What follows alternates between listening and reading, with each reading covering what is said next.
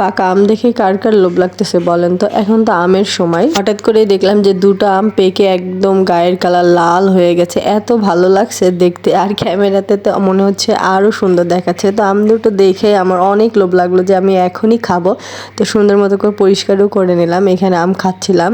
আর আম খেতে যে এত মজা লাগছিল, এই আমগুলো যে এত মজা ছিল। আম খেতে কার না ভালো লাগে, আমার তো অনেক অনেক ভীষণ ভালো লাগে। আম পেলে মনে হয় না আমার আর কোনো কিছু লাগবে, এতটাই বেশি ভালো লাগে। এখানে তো অনেক মজা করে আম খাচ্ছিলাম। আর এদিকে দেখেন আমার মুখের অবস্থা কি রকম হয়েছে, এই পাশে ওই পাশে সব কিছু জড়াই গেছে। জড়াক, তাতে কি হয়েছে, কিন্তু আম খাওয়া তো বন্ধ করা যাবে না।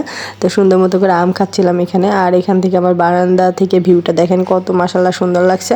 আর বাসা থেকে যে আমগুলো দিয়েছিল, আমি তো এর আগে ভিডিওতে আম সত্ত্ব করা দেখাইছিলাম। তো এই যে আম সত্ত্বগুলো আমি শুকাতে দিয়েছি, অলমোস্ট আমার হয়ে গেছে। যেহেতু রোদ ছিল না, এই জন্য শুকাতে একটু টাইম লাগছে।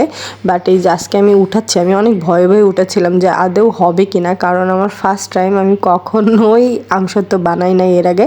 তো এখানে ট্রাই করতেছিলাম যে উঠানোর আল্লাহ হয় কিনা। আমি দেখে এত খুশি হয়েছি, কারণ এটা আমার ফার্স্ট টাইম আর নিজের হাতে আমি আমসত্ত্ব বানিয়ে সেটা শুকিয়ে তারপর আবার সম্পূর্ণভাবে আমি উঠাতে পারছি। এটা দেখে আমার এত ভালো লাগছিল এবং এই টেস্টটা অনেক বেশি মজা হয়েছিল। একটু টক মিষ্টি দিয়ে আমি করছিলাম, একটু ঝাল দিয়েছিলাম, আর সেই সাথে আমের টক তো ছিল, এতে ভীষণ ভালো লাগছিল। আর এইদিকে দেখেন আমার মেয়ের কাণ্ড, ঘুম থেকে উঠে ও নাকি আমসত্ত্ব খাবে, তো ও খাচ্ছিল। এখানে পছন্দের আমসত্ত্ব খাচ্ছিলাম আমরা মা মেয়ে দুজন মিলেই মনের সুখে এখানে আমসত্ত্ব খাচ্ছিলাম। আর এইদিকে আমাদের কাণ্ড দেখেন, খাওয়ার স্টাইল দেখেন।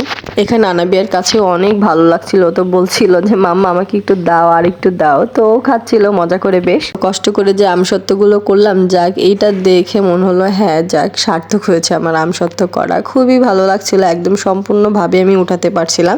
তারপরে বিকালে মন হলো যে আমের জুস বানানো যাক। এখন আমের সিজন, এখন আমের জুস বানাবো, আমের আচার বানাবো, আমসত্ত্ব করবো, আরো কত কিছু করব। এখানে দেখেন আমের জুস বানাতে যেও আমি আম খাওয়া ছাড়তেছি না। এখানে একদম ব্লেন্ডারের ভিতরে পাকা আমগুলো একদম চিপড়াই চিপড়াই নিতেছিলাম, আর বাকি অংশগুলো যে জড়াই ছিল তো ওইগুলো আমি একটু খাচ্ছিলাম, খাওয়ার পরেই ফালাই দিতেছিলাম, কারণ নষ্ট করা যাবে না একদমই। তারপর এখানে একটু চিনি দিয়ে দিলাম পরিমাণ মতো। এখানে 3টা আম দিয়েছিলাম আমি। আর এখানে একদম বড় পালা যাকে বলে, একদম দুধটা আমি জাল দিয়ে আগে ডিপে রেখে দিয়েছিলাম, যাতে একদম ঠান্ডা ঠান্ডা জুস করে আমরা খেতে পারি। এই জন্য দুধটা একদম বরফ হয়ে গেছিলো। তো এইটাই খাবো বলে এইভাবে আমি আগে থেকে ফ্রিজে রেখে দিয়েছিলাম। আমার জুস বানানো কমপ্লিট। এদিকে আমি একটু টেস্ট করে দেখতেছিলাম যে ঠিক আছে কিনা একদম চিনির পরিমাণটা। তো সব কিছুই পারফেক্ট ছিল। তারপর এখানে আমি গ্লাসে সার্ভ করে নিতেছিলাম, একটা আমার জন্য আর একটা আনাবিয়ার পাপার জন্য। তো এখানে এই যে আমার জুস একদম রেডি, আর দেখতে মাশাআল্লাহ এত ভালো লাগছে। আর একদম ঠান্ডা ঠান্ডা জুস, এটা খাওয়ার জন্য মানে আমি অপেক্ষায় ছিলাম। গরমের সময় এরকম এক গ্লাস একদম ঠান্ডা ঠান্ডা আমের জুস খেতে যা ভালো লাগে, আমার তো ভীষণ ভালো লাগে। যাই হোক, এখানে আবার একটু ঢং করে খাচ্ছিলাম আমি। আজকের ব্লগ এখানেই শেষ করলাম। সবাই ভালো থাকবেন, সুস্থ থাকবেন। আসসালামু আলাইকুম, আল্লাহ হাফেজ।